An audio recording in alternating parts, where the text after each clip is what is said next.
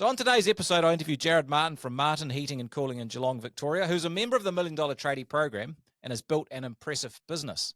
Jared is an intelligent and determined operator who is very thoughtful about how he approaches his business. Now, Jared's story is inspirational and leaves lots of clues about how understanding and implementing the basics of business leads to success. Now, you don't want to miss this episode if you want to know how to more than double your business and make it more fun to run and own. Alrighty, welcome to the Profitable Tradie podcast. It's your host, Tony Fraser-Jones here, and super excited today. Got a guest on the podcast, and I'm interviewing Jared Martin from Martin Heating and Cooling.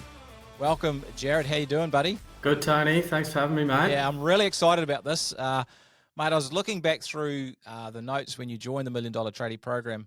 It makes some interesting reading, so I think it was back in sort of May 2022. Look, you had an established business, Jared. You were doing around 2 million in revenue, but the profitability was sort of at that break-even level. I think you had around 12 blokes in the business, but there was, very little support in the back office for yourself, and you're working some really big hours, 60 hours a week to sort of keep things up and running, and it was a struggle to keep up, and it was putting you and your family under a lot of pressure. So you knew you had the potential to crack the business, but you were sort of stuck on how to make it happen.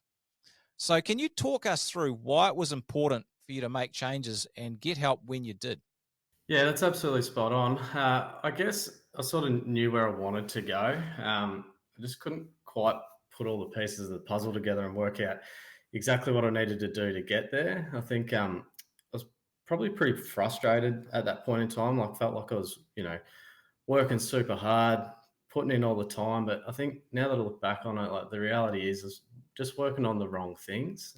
You mentioned we broke even. We actually ran a $12,000 loss that year. I was trying to be kind. When you when you think you're working so hard and then you see those sort of numbers at the end of the year, it's pretty pretty devastating. But I had an idea of what I needed to do, but just wasn't exactly sure. And I think just looked at the options out there and thought, I need to get some help and get this shit sorted out. What sort of effect was that having on you?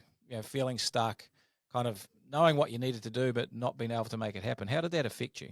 Like what's probably most important to me, and probably what I hold closest to my heart at the moment, is just being able to provide for my family, especially like Kelly and my kids. And at that point in time, I was just like, I don't know, I was looking at it thinking, this is not where I need to be able to do that. We're getting by. But yeah, it's in terms of what I wanted, the vision for our family, it just wasn't cutting it. So, Jared, let's fast forward to where you're sitting now. So how does your business look like now, and what are the changes that you've seen? I guess from a revenue point of view, we have essentially doubled the size. Like I like to look at, I guess, a sort of 4-month rolling average of how we've been tracking. And I guess over the last 4 months, we're sort of averaging around 420K in revenue. Team size now is around 20 staff. There's myself, I guess, as a general manager. I've got an estimator, office manager, 2 admins, a marketing coordinator, and then we've got 9 tradesmen and 5 apprentices. Our gross margins have increased drastically as well. We're sort of averaging around 38% over the last 4 months, which is a hell of a lot better than what it was when we first joined. Where were you sitting when you first joined? Look, we were actually doing some jobs where we were, only making 10, 15% gross margin on them. As for the overall, I can't actually remember exactly where the overall gross margin was sitting. But yeah, I know that when we first started back costing some of the jobs and we're doing some labor only work at that point in time, and had no idea that we were making no money out of them basically. And so got rid of them pretty quickly. So I think a 4-month rolling average is good because sometimes it can be a little bit up and down. So did you say 420? 420. 420. So that's annualizes about 5 mil, something like that? Close to it, yeah. Yeah. Okay. That's a good result, buddy. You got to be happy with that. Yeah, absolutely. Obviously, that's a lot of changes, and you've brought in a lot more team and built some good structures in the business.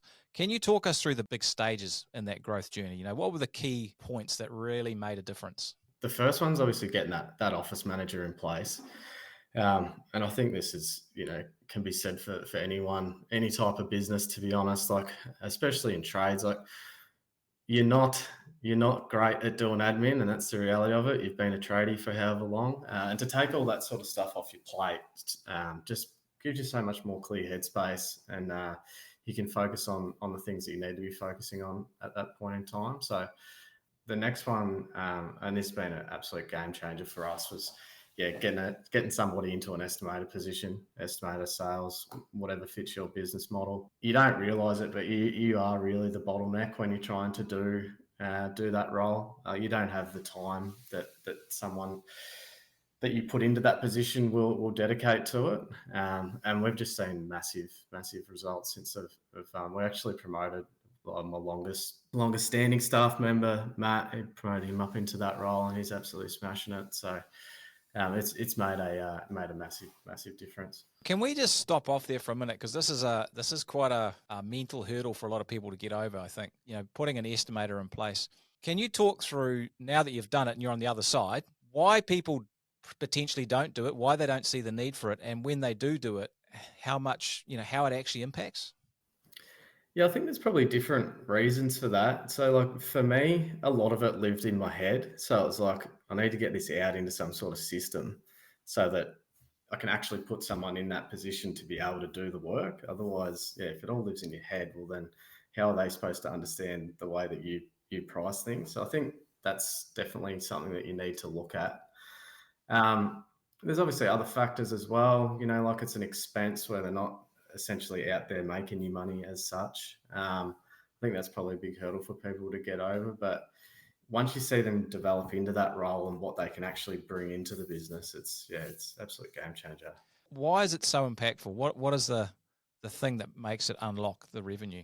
I think when I was trying to, I guess, fill that role, it'd be very hit and miss. You go, all right, I'm going to spend a day and smash some quotes out, and then you'd have a good run, and then you'd have a day where you've got all other things, operational things to deal with, and more businesses like things pop up from day to day. So then, you might have a couple of days where they just get parked and they don't get touched.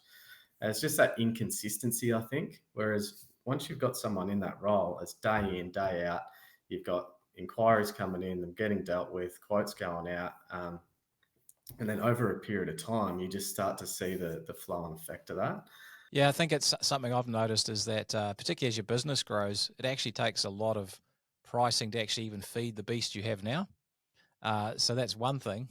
And Absolutely. if you're pulled away from it as the owner, that often can lead to, lumpy workflow 6 weeks, 2 months, 3 months down the track, because you've got this block of maybe a week where you've taken away from it, and no pricing happens, and that's going to flow through somewhere inevitably.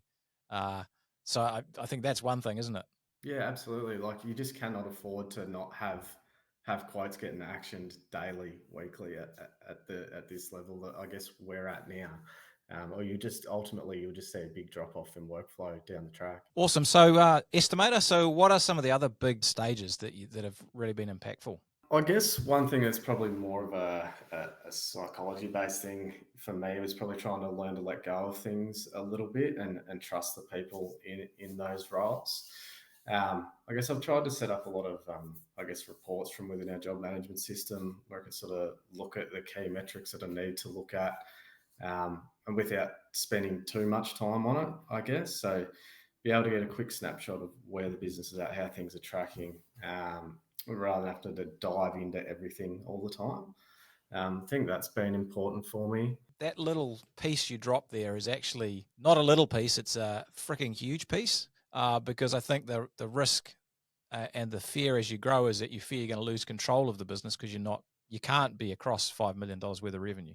It's just not possible. You won't actually get there if you are. So when you say the key metrics, what sort of things are you looking at, from a snapshot perspective, that allow you to keep control of what's actually happening and know, kind of have your finger on the pulse without having your finger in the details? So I guess I'm looking at the amount of leads coming through, what our conversion rate is on those leads. Um, we obviously back cost now all of our jobs as well to make sure we're making good margin on those jobs. Even down to things like, you're looking at your accounts receivable, making sure that's not getting out of hand. It's more of a cash flow thing, but they're probably the key things. And look, you can dive deeper into those, drill down Yeah. into job types and what sectors of your business are going well or not going so well. We have, I guess, an installation side and then a service and maintenance side. So you're looking at slightly different things there. But yeah, they're probably the key things that I'm looking at. So, Jared, great results. Put a lot of effort in and done some cool stuff. What have those results meant for you and your family? I'm super grateful, I guess, for what it has provided me with to date. Like I'd like to say plenty of holidays, but yeah, having two young children, aged 3 and 16 months, the old holidays aren't exactly as relaxing as they used to Oh, be. you've So found that as well, brother? so yeah, not too many holidays as yet, but look, that's hopefully something we can enjoy, yeah, as a family down the track. Yeah, again on the family front, so Kelly hasn't had to go back to work since we've had the children. She's been able to be a stay-at-home mum, which was a decision that we sort of made that was really important to us. So we're sort of really proud of that we've been able to achieve that. Um, Look, I've got a bit more flexibility now. I can spend some time at home in the morning if I need to, or if I want to come home a bit earlier in the afternoon, I can do that as well. I guess we don't miss out on much, and the kids don't miss out on much either. I think, which again, that's something that's really, really important to me. Another thing, sort of pretty proud of, I suppose, is that Kelly wasn't overly keen on going back to her career, sort of post kids, but being able to sort of help her establish and fund to an extent a little business. I'll give it a plug while we're going. So it's Butter Baby, children's bamboo sleepwear brand that we You started a should couple of you years should ago. 100% plug that, my man. I love that. So yeah, it's been awesome being able to, I guess, to invest some time and money into getting that off the ground. It's something that she's passionate about, and I've really enjoyed helping her with that. That's awesome. Yeah, it's been super cool. It's something that I had no idea about initially, so a bit more learning there, which has been cool. But we're just about to start building a family home too, which is pretty cool. So looking forward to seeing that take shape. That's something pretty exciting to happen over the next 12 months. Reflecting on where you were, you're kind of stressed out and frustrated and feeling stuck. How do you actually feel about the business now? I guess I feel confident. I didn't know my numbers anywhere near well enough when I joined the program. Like I thought I knew some things, but I really knew not much. And I guess I have the confidence now that understanding those, I should be able to identify where things are going wrong. Um, and like there's a solution to every problem. Um, if there's not enough leads coming in, you got a marketing problem. If there's not enough sales, you got to set, like, if not enough, your conversion rate drops. You got a sales problem. Like I feel as though I got the knowledge now to be able to understand what's going wrong and then have levers to pull and options to fix things. So. Isn't that amazing? That feeling of having some control just changes the whole kind of dynamic with your business. And I think you're right. So much stress comes from one, not knowing what's going on, and two, not having a way to actually make it better. Like just lacking the tools. I think that's what causes a lot of mental health challenges for business owners, to be honest.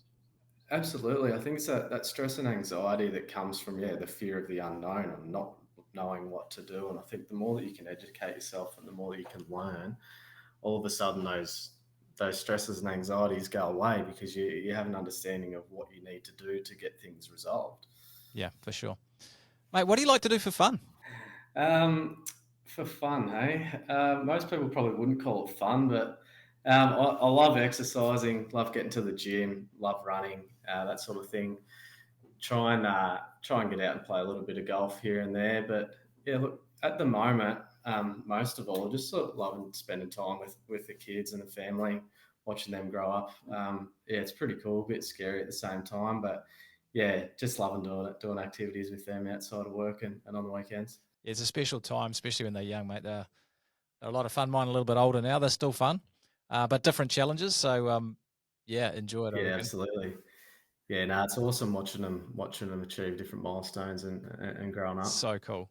Man, so you've made some really cool changes, and I thought we could just focus on a few of those and dig into them, those ones that made a big difference, and maybe share some of the learnings and the wisdom with the listeners. I guess the first thing I want to look at is you've made some really big gains in terms of revenue from where we started working together to where you are now.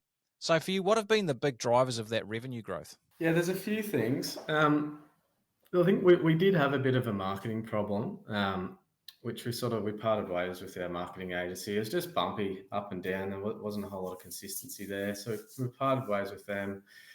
We completely rebuilt our website, overhauled that, and we've got our Google Ads cranking and optimized really well, which just brings in consistent leads, which is really really good. Keeps that pipeline full. Something else we've done, I guess we've been really proactive in obtaining quality customer reviews.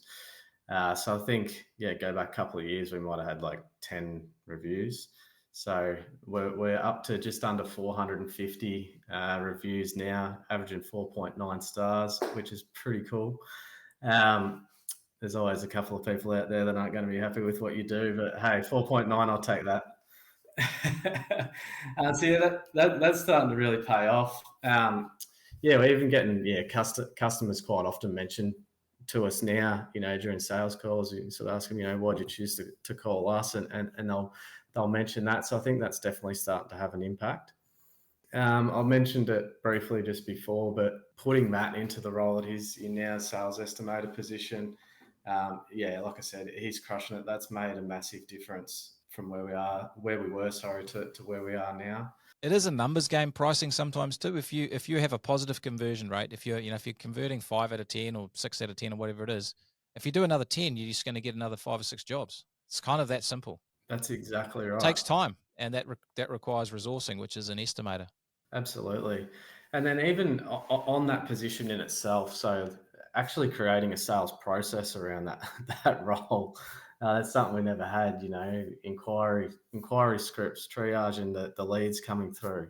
I used to just like an inquiry come in, I'd just go out, drive out, and go and see them, and waste half my day. But getting the on-site checklist built, all your pricing templates, because like speed is everything. That I think when it comes to sales, I'm starting to learn that. Like the quicker that you can answer that call, get the quote out to the customer, get on site, get in front of them, significantly increases your chance of winning that job. Massive. I mean, what you want to aim for, isn't it, is to actually have the invoice to the client by the time the other people are going out to price the job, which is often possible.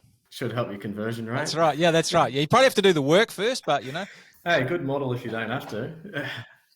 100% deposit. Yeah, I love that. Hey, when you're talking about sales process for people listening who are not quite sure what that means, what do you mean by sales process? So I guess a way in that you actually deal with inquiry that comes through. Like I said, back a couple of years ago, we would have had an inquiry come through, whether it by the website or phone, and just go, yep, no worries, come out and see you, without actually pre-qualifying them on anything, see if they're going to be a good fit for what we have to offer. So there's a lot of questions now that I guess go into those initial calls to understand what they want, what they're after, whether they're going to be a good fit, all that sort of thing. So that's part of it, I guess. Nice. And what would be your advice to, people listening who want to grow their revenue, but they feel really stuck at the moment?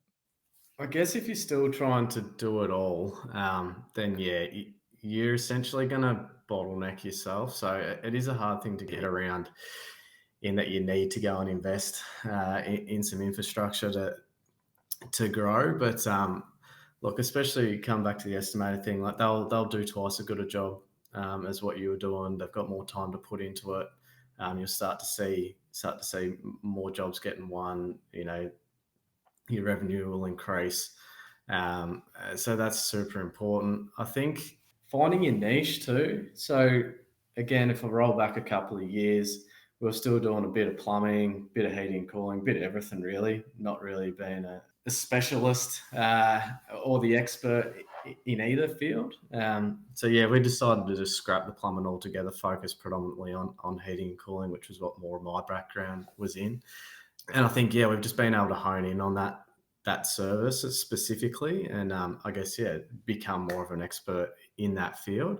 That's been something that's really been beneficial to us, is doing that. When it comes to increasing revenue, one thing that I've noticed when I've sort of looked at our revenue over the last few years is that we have tended to sort of, I guess, grow, but then consolidate a little bit at the same time. So I guess the results aren't linear as such, but I think it is important to be able, try and grow, but then also consolidate and make sure that you've got things steady, make sure you've got cash in the bank, that sort of thing, before you just, you grow, and then all of a sudden go, oh, I've got no cash.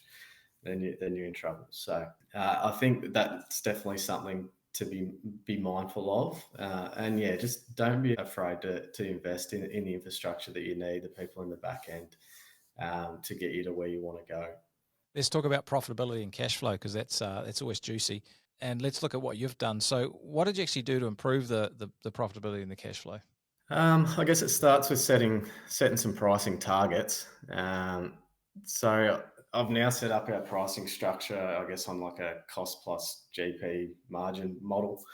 And this varies a little bit on the type of work that you do, but yeah, rather than just plucking a figure out, I think it should be about this amount of labour, chuck a bit of markup on top of it, actually understand what your costs are, what the margin you want to make on that type of work is, and price specifically the types of work that you do. And like, for example, I know that, let's say a volume builder work, the margin's typically going to be lower there on what a general residential, there's not as much overhead that goes into winning one of those jobs as, say, a residential customer. So you've got different targets for the different types of work you do. Service and maintenance is then different again. So I guess that's where it starts. And then back costing, like I didn't even know back costing was a thing going back a couple of years ago now, but now we do that religiously. It's so important. You find out so much information about how you're tracking, how jobs are going, what you need to do. Do you need to increase your prices? Do you need to increase your operational efficiencies? It tells you what sort of work's profitable, what's not, where you want to focus your marketing. So that's been, I think, instrumental in identifying. Like I think I mentioned earlier, we were doing some work that's like 10-15% margin. Like, how are you going to run a business off that? Tough. Yeah. So yeah, that's been super important. So just get rid of any of those types of work where you haven't got strong margins on. Yeah, I think the labour only work is a no go. So we scrapped all of that. Another thing that I think is pretty important is not having all your eggs in the one basket. So we do a combination of installations, servicing, maintenance, repairs, and I think having a good mix of both is super important. Not having all your eggs in one basket, especially like times like at the moment. Like it's well known that the economy's lagging a little bit, I suppose, especially the construction side of things. So if you solely got all your eggs in that basket, you can have some bumpy times. Whereas if you spread across a few different types of work, and then I guess it leaves you a bit less vulnerable, and can definitely help with your overall profitability, I think. Massive. So consistency is something that really impresses me about what you've achieved in terms of profit, because I think some people I notice have really good months and then they'll give some of that profit back for the next month. What is it that's allowed you to be consistently profitable?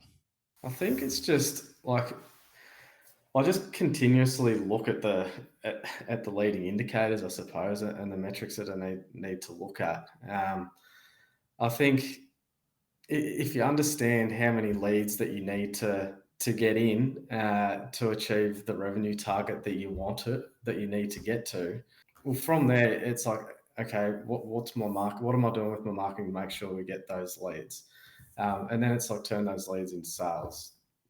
What do we need to do to improve that sales process if the conversion rate's down, that sort of thing. So I guess I just constantly looking at those key numbers and try to identify if something's dropping off. Like, is our conversion rate dropping? Why? Are our leads dropping? Why? What levers can we pull to get more in the door? What can we change up to get that conversion rate up? So I love that you're looking at those numbers, and I know a lot of people probably know they need to look at those numbers, but they don't. What do you think it is that it's allowed you to be, consistent and actually stay on top of that stuff, whereas maybe some other people fall down? Well, I allocate time for it for start, so that probably helps. That's probably the answer. Um, yeah, I think you can get tied up in the day to day sometimes, but it's like the most important thing that you can do in your business. Like if you ignore this stuff, you know you're going to start to see bad results, and it's going to be too late before you've had the chance to rectify it. For sure. And what would you say to other business owners who are actually struggling financially? Where's the best place to start to get on top of this? When I was struggling financially, it was because I didn't understand the numbers side of things properly. So the first thing I probably recommend is, you know, put the work into actually understanding them down to the nth degree. So not just thinking you understand, actually understand the numbers in your business properly.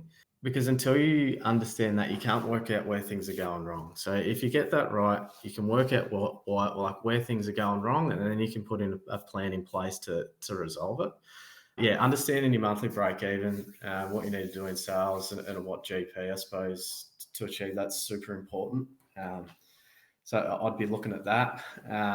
Back to some of the fundamentals, I suppose, like just back costs at every job that you do to make sure they're profitable. Because the more jobs that you quote and go out, that if you're not doing any good on those jobs, well, it's no good winning more at those margins. So you need to be super diligent with that, and just make sure you get that right. And then look, if you're doing all of that and you've got all that sorted, and you're still having issues financially from there, I don't know, maybe you need to look at different markets. That would be a suggestion Yeah. potentially. And I think if you're doing all those things, you'll see that some of the markets you're in kind of aren't very profitable, or to use a technical term, they just suck basically. And there are Yeah, definitely markets out there, right? I mean, some are, or clients in particular too. You might have several building contractors you work with, and some are just not very good because they're disorganized or whatever, and that'll come out in your costings. absolutely. I think most people listening to this would be able to resonate with that. Like we've all had, we've all had builders that some are, let's say, a little bit less organised than others. Yeah, yeah, very kind there with your words. Um, that's one way of putting it. Uh, Absolutely hopeless is another. Mate, you've done some great work around your time and getting that under control and being more effective as well. What have you done differently here? Well, I guess I didn't really have any strategy early days for managing my time. I just sort of do things, I guess, as they needed to be done. But yeah, one of the first things I guess I was taught was what they call like a task analysis, getting an understanding over a couple of week period. You sort of document all the tasks that you do throughout the day, start and finish time. I guess collate that all, group it all together, and see where you're spending all your time and what those tasks are. I think most people that haven't done this before will probably find you're doing a lot of what we call $20 an hour tasks, which you can absolutely delegate those pretty quickly. What were some of the $20 an hour tasks that you figured out that you were doing? Like I was still doing some invoicing and that sort of thing at the time, um, taking like emptying trailers, like taking rubbish to the tip, that sort of thing.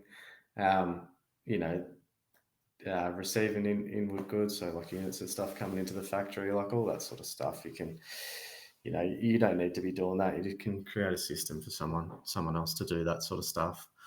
So then that sort of leads into getting your default calendar set up. So I guess that's where you put into your days and your weeks all the crucial or important tasks that need to get done, so you've actually got time for those. I think is it Seven Habits, that book with the big rocks and the pebbles and the sand. So make sure you've got that important stuff in there, like whether that be your business development stuff or your team stuff that you need to team training or your 20s and that sort of stuff. Your gym time, maybe as well. Yeah, absolutely. That was the first thing that went into my default calendar. Like I do like interval training classes, so that goes in 5 o'clock every morning. Try not to miss that. You got to look after yourself because at the end of the day, you're responsible for a team, and you got to get the best out of yourself. And I've found that works really well for me. But yeah, it's about getting the allocation of time throughout your week so you can work on the things that are most important, so you can actually keep moving forward and not just be spinning the wheels, I guess. Let's talk about structure, like organization structure, which is super important. but doesn't sound very sexy, but makes a huge difference. So, how important has building out the structure of your team and stuff been for success in your growth? Yeah, it's been super important. And yeah, I reckon it probably is one of the key factors. Like when you run a business, having the right people in crucial roles is so important. Um, like for us, bringing on like key team members, like office manager, estimator, ops manager, that those sort of roles. I guess it's helping to stay organised and efficient. Like it means you don't have to wear all the hats, which can free up, to focus on the bigger picture things as well.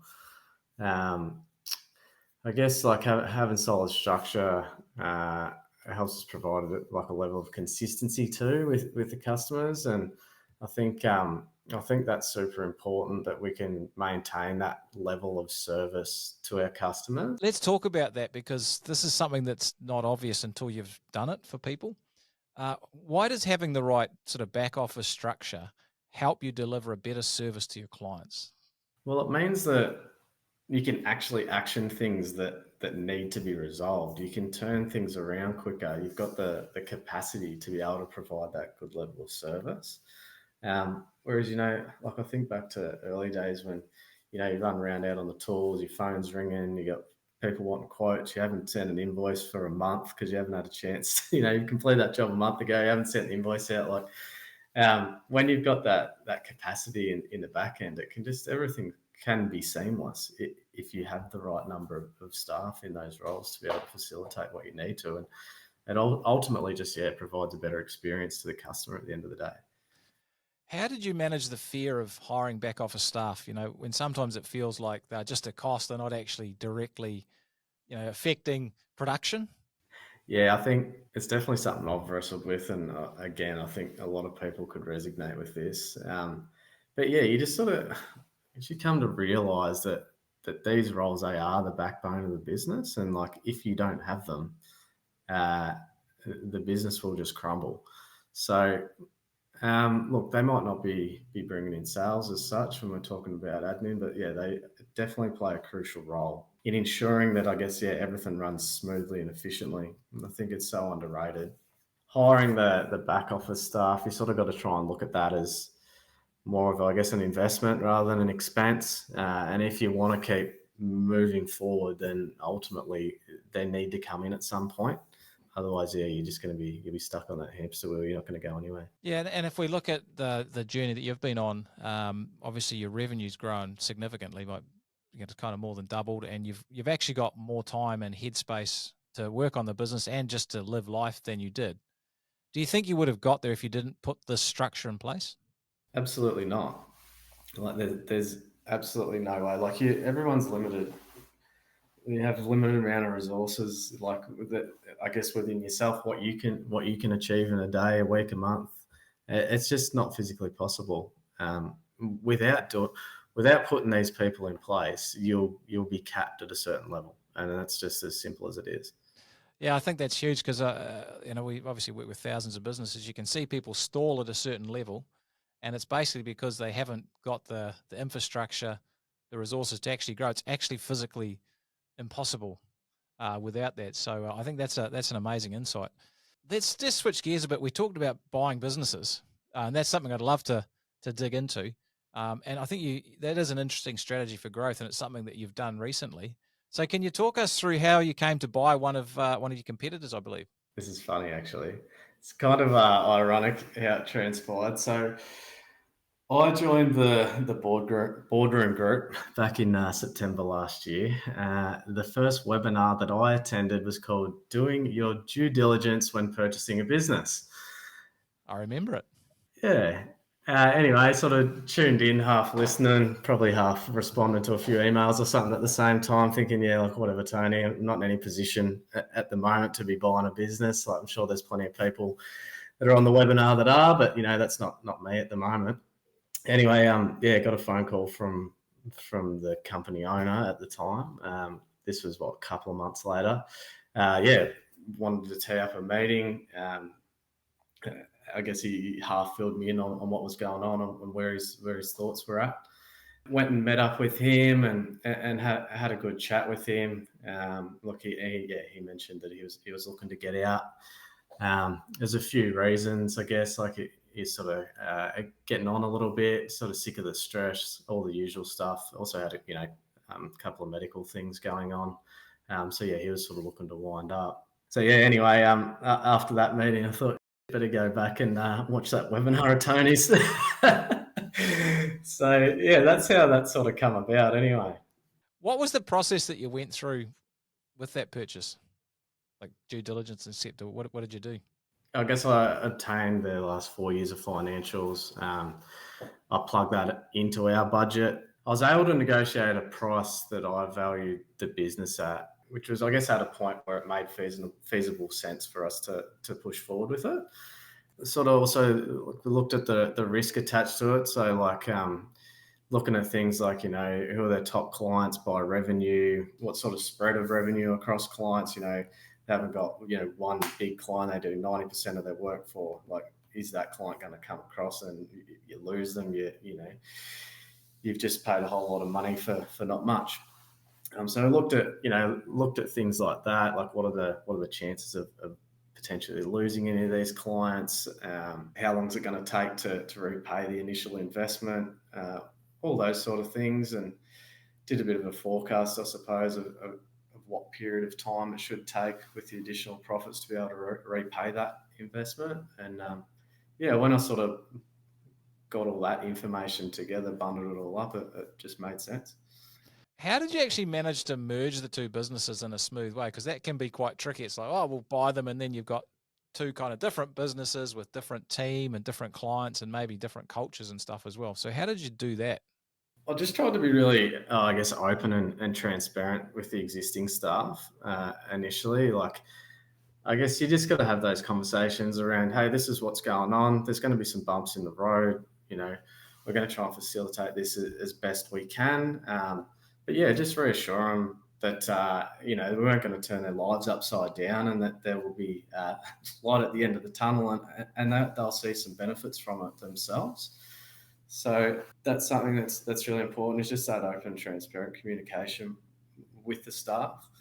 I sort of ripped the Band-Aid off pretty early. Like, I was initially considering running the two businesses separately for a while. Once I brought it in, just looked at it and like, this doesn't make sense. It's not going to work. So I was just like, all right, let's do it. Integrate the two. So basically, those staff just become a part of this business, and keep pushing forward from there. Mate, are there any other lessons for people buying a business or a competitor that you've learned that you think would be helpful for people to know about? I think it can be a really effective strategy if you want to increase your revenue quickly. Well, there's obviously some costs that come with that, but I think be prepared for some surprises. Like, it's definitely not going to be all smooth sailing. There'll be some bumps along the way, but I think if you've made the right purchase, yeah, it will definitely be worth it in the long run. And yeah, look, I think have a clear plan for the merger, but don't be afraid to pivot if you need to. Awesome. Let's talk about between the years, because I think we've alluded to the changes in mindset and attitude that have gone along this journey. So, what are those key changes in terms of mindset that you've had to make to get the success and the growth that you've had? I think one thing, definitely treat my time a bit more valuably now than what I probably once did.